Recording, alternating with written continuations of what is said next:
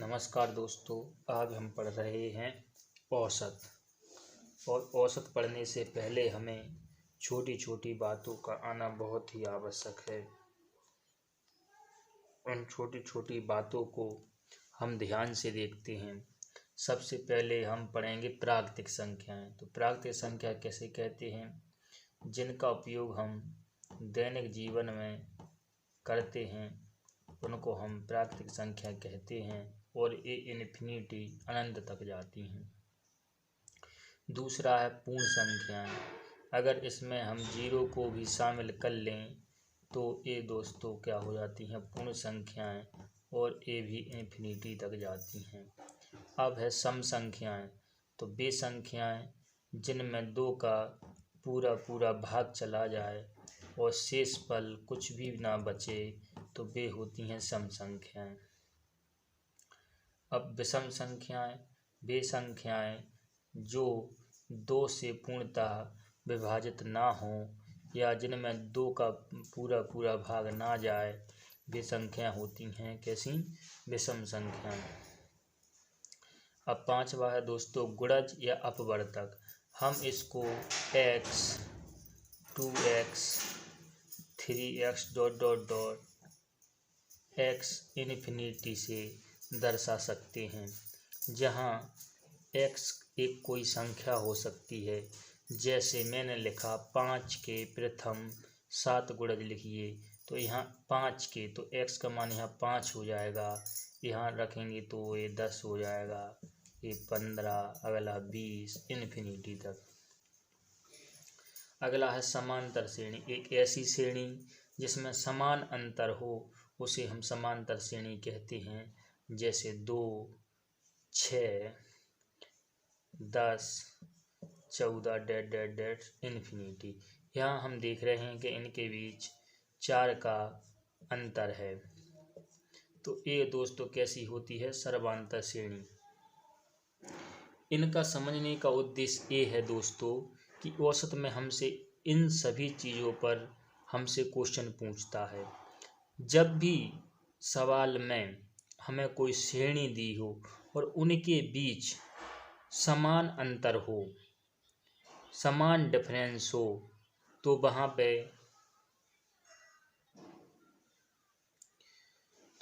पे हमें एक ही सूत्र याद रखना है कि औसत बराबर प्रथम संख्या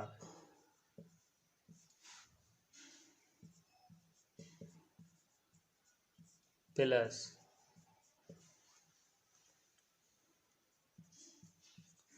अंतिम संख्या और बटे में 2 हमने क्यों लिया? क्योंकि हम सिर्फ 2 संख्या ले रहे हैं, एक प्रथम संख्या एक अंतिम संख्या, इसलिए बटे में 2। अब हमें दोस्तों अगर इन संख्याओं का योगफल निकालना होता है तो हम इसी में इनका त्रियक गुणा कर देते हैं तो हमें योगफल प्राप्त हो जाता है। हम आगे समझते हैं दोस्तों, देखते हैं।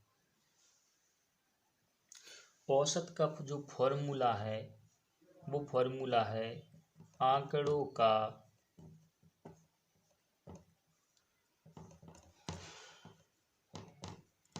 योगफल बटे आंकड़ों की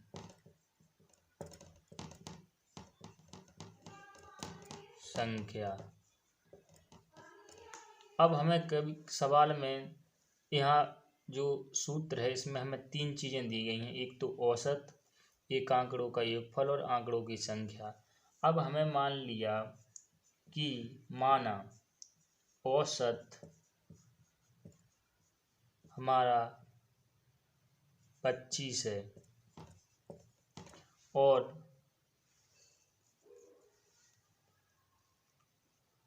हमें योगफल दिया है 200, तो तब संख्याएं कितनी हैं? तो हमें संख्या निकालना है, तो हमें दोस्तों इस फॉर्मूले में हम मान रख देंगे औसत बराबर 25 दिया है, योगफल दिया है 200, संख्या हमें क्या निकालना है, संख्या। तो यहाँ से हम पक्षांतर कर देंगे, संख्या 200/25 बराबर 8। इस प्रकार हम दोस्तों आंकड़ों का योगफल निकाल लेते हैं, संख्या निकाल लेते हैं, औसत निकाल लेते हैं। हमें कोई दो चीज़ देगा और हमें तीसरी चीज़ को निकालना होता है। अब हम सवालों पे आते हैं। अब हम देखते हैं दोस्तों कि हमें पहला सवाल दिया है, प्रथम 50 संख्याओं का औसत क्या है। तो प्रथम 50 संख्याओं का औसत है, तो औसत क्या होता है दोस्तों, औसत बराबर, चूंकि प्रथम 50 संख्या हमारी क्या होंगी, 1 2 3 डैश डैश डैश 50 तक। तो प्रथम संख्या प्लस अंतिम संख्या बटे 2, तो ये हो जाएगा दोस्तों 51/2, और 51 का आधा होता है 25.5। ये हमारे पहले सवाल का हल है। दूसरा सवाल है, प्रथम 25 तक की सम संख्याओं का औसत। तो दोस्तों 25 तक की सम संख्याओं का औसत, तो 25 तक की सम संख्या होंगी 2 4 6 डॉट डॉट डॉट डॉट 24। अब यहाँ पे हमें इनका औसत निकालना है, तो औसत निकालेंगे, प्रथम संख्या 2, अंतिम संख्या 24/2।